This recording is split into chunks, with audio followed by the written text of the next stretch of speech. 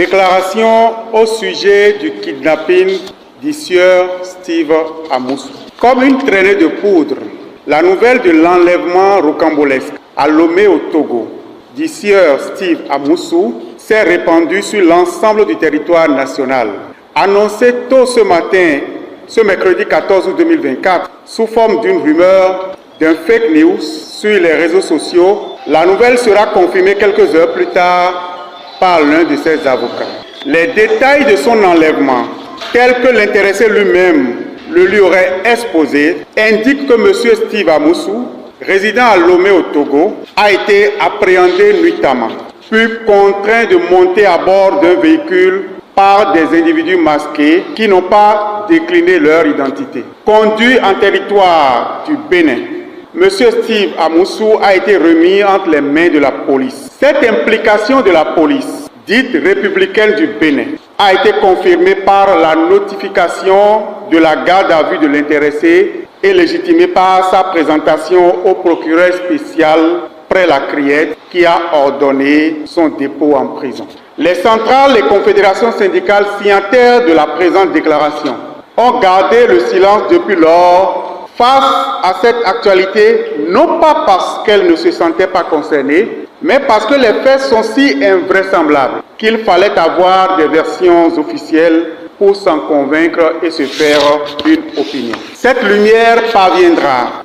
de la réaction de la justice togolaise qui, au travers d'un communiqué de presse rendu public sur la télévision étatique, a fini par confirmer les incongruités d'un fait inédit, pourtant assumé par les autorités béninoises de par leur silence officiel assourdissant. Cette version officielle de la partie togolaise permet aux confédérations centrales syndicales des travailleurs du Bénin, éprise de paix et de justice sociale, attachées aux acquis démocratiques et aux principes universels des droits de l'homme et des libertés individuelles, de se prononcer sur cette énième situation de non-respect des règles de procédure. Sur la forme de l'interpellation, les modalités de poursuite et de répression des infractions sont connues en République du Bénin.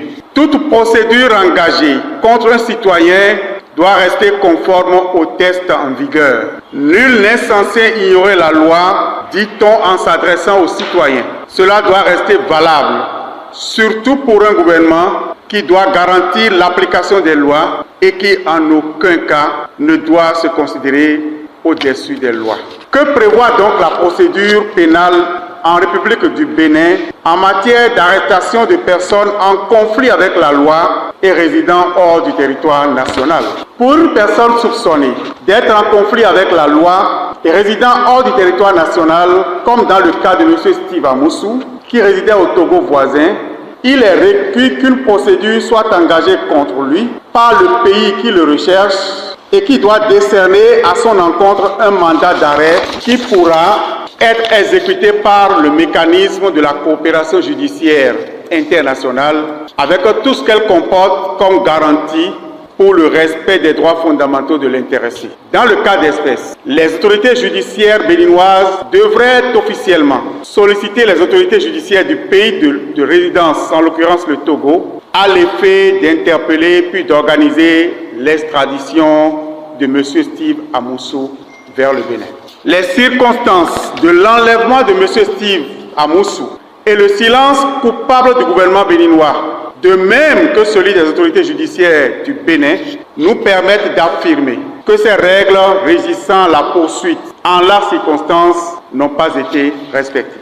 Les centrales et confédérations syndicales du Bénin y voient une pratique rétrograde qui viole en tout point de vue les normes nationales et internationales en matière de droits fondamentaux de personnes en conflit avec la loi.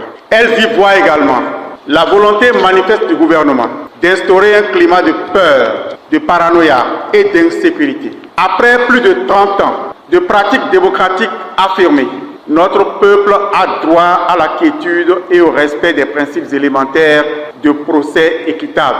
Les citoyens béninois ont droit à la garantie de la protection des personnes, des biens et capitaux, à la fois sur toute l'étendue du territoire national, mais également à l'extérieur du pays. Sur le jugement attendu de M. Steve Amoussou, la Constitution de la République du Bénin est très stricte sur le caractère sacré de la personne humaine et sur son inviolabilité, tout comme la prohibition de la torture, des sévices, des traitements cruels, inhumains ou dégradants. Jusqu'à présent, et jusqu'à preuve du contraire, M. Steve Amoussou bénéficie de la présomption d'innocence. Il doit bénéficier à cet effet de traitements équitables dans le respect strict de la Charte africaine des droits de l'homme et des peuples et dans le respect de la Constitution du Bénin. C'est pourquoi les centrales et confédérations syndicales du Bénin s'interrogent sur ce que vaut un procès dont la fondation est faite de violations flagrantes et graves des droits élémentaires de la personne mise en cause. Tout en saluant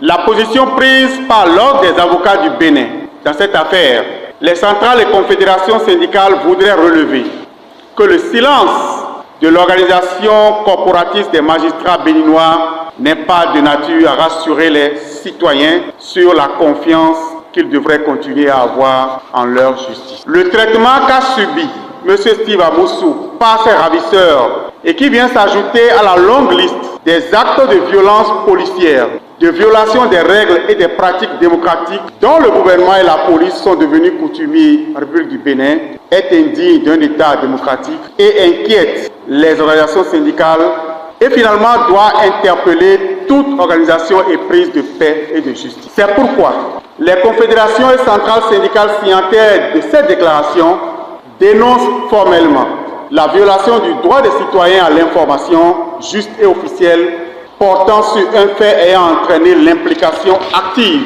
ou passive d'un État voisin. Elle fustige également ce silence coupable du gouvernement sur cette affaire et qui s'analyse comme un mépris vis-à-vis du peuple. S'inquiète et dénonce avec vigueur la forme et la méthode utilisées dans le cadre de l'interpellation de M. Steve Amoussou. Attire l'attention de l'opinion publique nationale et internationale sur la multiplication des faits attentatoires aux acquis démocratiques du Bénin par le gouvernement et ses services. Ces faits de violation croissante des libertés et des droits individuels sont caractérisés entre autres par des agissements et des décisions aux antipodes des tests législatifs dans un pays démocratique et paisible comme le nôtre. Elles appellent à une gouvernance responsable et respectueuse de l'humain pour le bien de chaque Béninois et de chaque Béninoise. Elles exigent la libération de M. Steve Amoussou au regard des conditions de son arrestation, car la forme en matière de justice est plus importante que le fond. Après des décennies de lutte et de vie démocratique avérée, de respect des libertés et des droits individuels et du bon vivre ensemble grâce aux institutions républicaines dont nos forces de défense et de sécurité publique, il est inadmissible qu'un régime saccage notre héritage et couvre de ridicule toute la nation. Notre peuple a payé le prix fort pour jouir en paix de ses libertés. En tout état de cause, les centrales et confédérations syndicales se réservent le droit de déclencher en temps opportun des actions pour arrêter tous les dénis de droits au Bénin.